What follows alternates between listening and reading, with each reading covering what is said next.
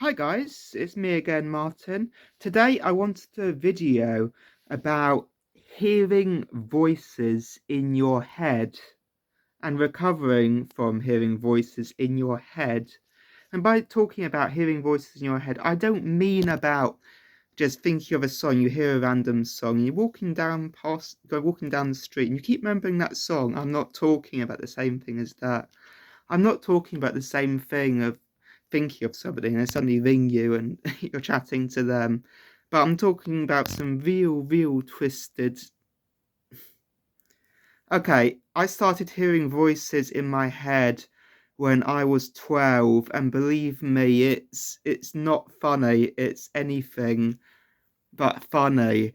It's actually literally being like there's a circus in your head, and I'm going to explain what it was like when I started hearing voices. I went through trauma, and obviously, some deeply painful things happened.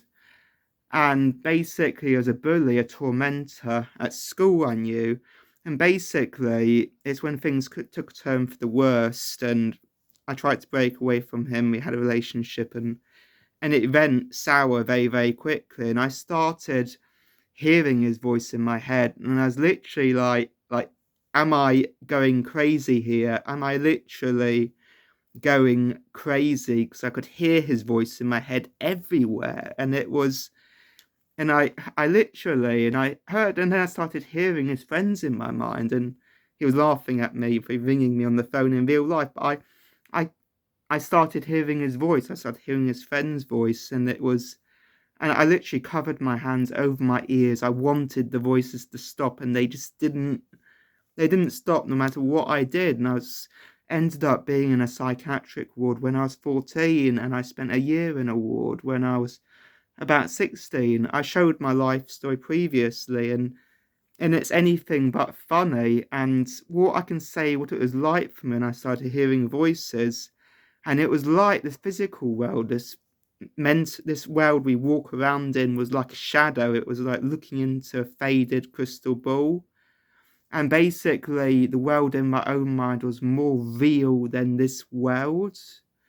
And I started, and basically, it's going to sound weird, but I went on whole adventures in my head, and they lasted months on end. And if you think of Lord of the Rings like that, and I remember I saw myself in this imaginary world, and everything in the physical world, it was like I was out of my body.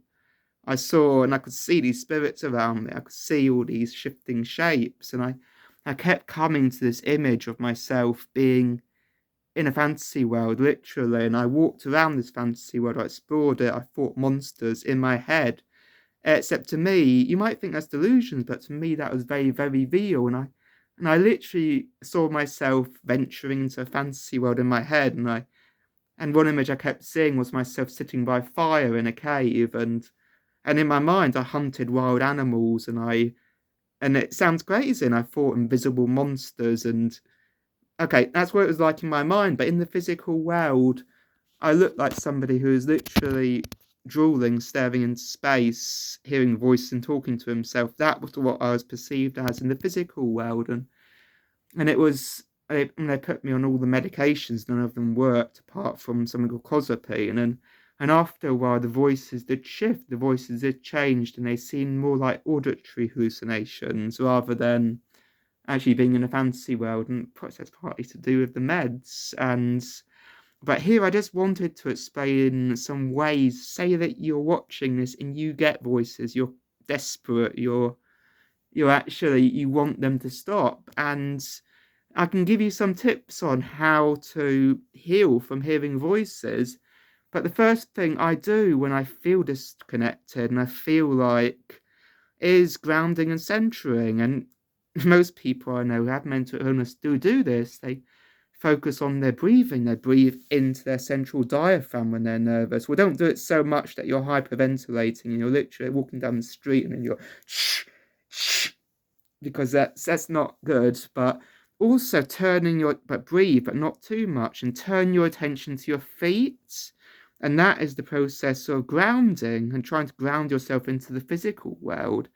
And even techniques of Buddhism mindfulness is great if you hear voices. And also, if you hear voices, so try that. Try to focus on your feet when you feel disconnected. You're hearing voices, and the voices don't go away immediately. They went away with me, but don't keep hitting yourself in your head thinking, I need to stop hearing voices. I'm getting voices in my head. How do I stop this? And don't try not to dwell on that. Just try to raise your vibration and try to just distract yourself from the voices. I know some people don't watch TV and they say they have mental health and it triggers voices. And even things like music or radio, they say they can't bear to listen to it because it makes the voices worse. So I'll leave you to your own judgment of if you want to watch TV or not, or radio or not. But also getting into a spiritual routine. I'm a deeply spiritual person and I live spirituality, literally. So, and some of the deepest, most spiritual people I ever met had mental illness, believe it or not. So try to get into a spiritual routine and try to do it on a daily basis and try to stick to doing it at the same time every single day and build up from there. But some sorts of meditations can make mental illness worse. Even like the shamanic sorts, that they can blow your mind, but they can make. Keep in mind that not all meditations are great if you hear voices, because some of them can trigger your voice and make them worse. So if you do get voices and you want to do a meditation like that, then I would say you can't don't if even though you can't do it now at the moment, you can do it later, but do it when you're ready. So also, say you're hearing voices, you want to know how to heal from hearing voices. You want to know, and the first deepest thing I can say is, what is the root of your voices? And this requires a bit of detective work. What is the root cause of the voices in your head?